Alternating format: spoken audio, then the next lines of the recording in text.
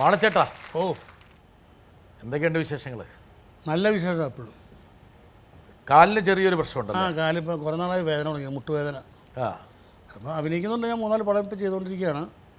അത് എങ്ങനെയാലും camera start ചെയ്താൽ എനിക്കൊരു പ്രശ്നമില്ല, ഞാൻ ഓടും. ക്യാമറ സ്റ്റാർട്ട് ചെയ്താൽ കാലിന് വേദന പോവും. അപ്പോൾ എപ്പോഴും ഒരു ക്യാമറ വേണം. അല്ല, ക്യാമറ വേണ്ട, അല്ല മനസ്സിൽ വിചാരിച്ചാൽ മതിയല്ലോ ക്യാമറ എന്ന്.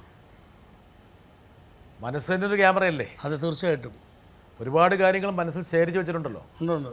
ഈ അഭിമുഖത്തിൽ ചിലതൊക്കെ വലിയ അപകടമില്ലാത്തത് നമുക്ക് പങ്കിടണം. തീർച്ചയായിട്ടും. ശ്രീ മാള അരവിന്ദൻ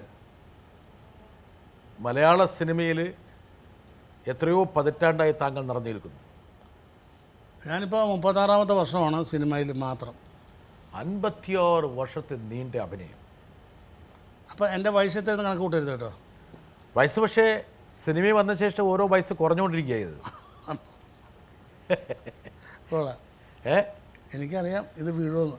അതിലുള്ള എല്ലാ കയ്യിലിരിപ്പും ഉണ്ടല്ലോ നമ്മുടെ കയ്യിൽ. അതുണ്ട്. വയസ്സ് കുറയ്ക്കാനുള്ള ചില മാർഗങ്ങൾ കുറേശ്ശെ ഉണ്ട്. നാടകത്തിലേക്ക് വരുന്നു. അതിനു മുമ്പ് തബലയ്ക്ക് മേളിലായിരുന്നു പിടുത്തം. തീർച്ചയായിട്ടും. ഒരുപക്ഷെ ഈ നടൻ്റെ അഭിനയ സ്പന്ദനം ആദ്യം ഉണ്ടായത് തബലപ്പുറത്താണ്. തീർച്ചയായിട്ടും. ഞാനൊരു നാടകത്തിന് വേണ്ടി, അമേച്വർ നാടകത്തിന് വേണ്ടി തബല വായിക്കാൻ പോയതാണ്. എൻ്റെ കൂടെ കുറേ സുഹൃത്തുക്കളുണ്ടായിരുന്നു. അപ്പോൾ അത് എന്നിട്ടൊരു സ്പൈ വർക്ക് ഏജൻറ്റിൻ്റെ ഒരു റോള് ഒരാളുടെ ആബ്സെൻസിൽ ഞാൻ ചെയ്യേണ്ടി വന്നു. അങ്ങനെ അത് ചെയ്തു, അത് ഹിറ്റായി. പിന്നെ ഞാൻ അവിടെ നിന്ന് നാടകത്തിലേക്ക് വന്നു. നാടകത്തിൽ വന്നത് എങ്ങനെയാണെന്ന് വെച്ചാൽ ഏറ്റവും അത്ഭുതകരമായൊരു സംഭവമാണ്. ഒരിക്കലും ജീവിതത്തിൽ പ്രതീക്ഷിക്കാത്ത SP പിള്ള, മുതുകുളം, മണക്കുറ്റി, പങ്കജവല്ലി, അടൂർ പങ്കജം, ബഹദൂർ അടൂർ ബാസി, പിന്നെ കൊട്ടാരക്കര ശ്രീധരൻ നായർ എന്ന് പറയുന്ന മഹാനായ ഒരു നടൻ്റെ കൂടെ എനിക്ക് നാടകത്തിൽ അഭിനയിക്കാൻ പറ്റി. ബാസിയേട്ടനും ബഹദൂർക്കയും തമ്മിൽ നാടകത്തിൽ അഭിനയിച്ചിട്ടില്ല. ബാക്കി മിക്കവാറും സിനിമ ആർട്ടിസ്റ്റുകളായിട്ട് നാടകത്തിൽ അഭിനയിച്ചതാണ്.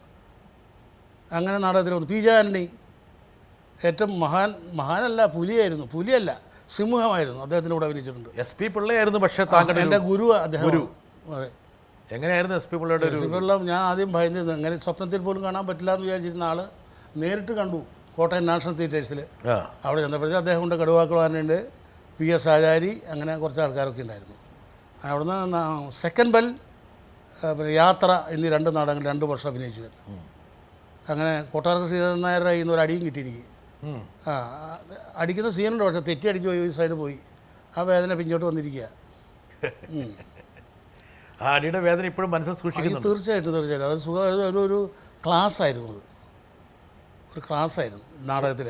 അഭിനയ മേഖലയിലേക്ക് പ്രവേശിക്കുമെന്ന് അങ്ങനെ വല്ല ധാരണ ഉണ്ടായിരുന്നില്ല. പക്ഷേ തബലയിൽ വലിയൊരു സംഭവം ആകണമെന്നൊരു ആഗ്രഹം ഉണ്ടായിരുന്നു. പക്ഷേ പെട്ടെന്ന് ആകസ്മികമായിട്ട് ഈ നാടകത്തിൽ തബല വായിച്ചുകൊണ്ടിരുന്ന ഇരിക്കുന്ന സമയത്ത് ഒരാളുടെ ആബ്സൻസിൽ, ഞാൻ നേരത്തെ പറഞ്ഞല്ലോ, അയാൾക്ക് പകരം കയറിയുന്നത് അത് ഹിറ്റായി. അതിൻ്റെ തനിനിറം എന്ന് പറയുന്നത്. അയാൾ വന്നിരുന്നെങ്കിൽ ഒരു പക്ഷേ മാള അരവിന്ദൻ എന്നുള്ള നടനെ നമുക്ക് കിട്ടില്ലായിരുന്നു. തീർച്ചയായിട്ടും ഉണ്ടാവില്ലായിരുന്നു. അപ്പോൾ ഞാൻ വേറെ മാള അരവിന്ദനാവും, തബലിസ്റ്റ് മാള അരവിന്ദനാവും. അത് തീർച്ചയാണ്.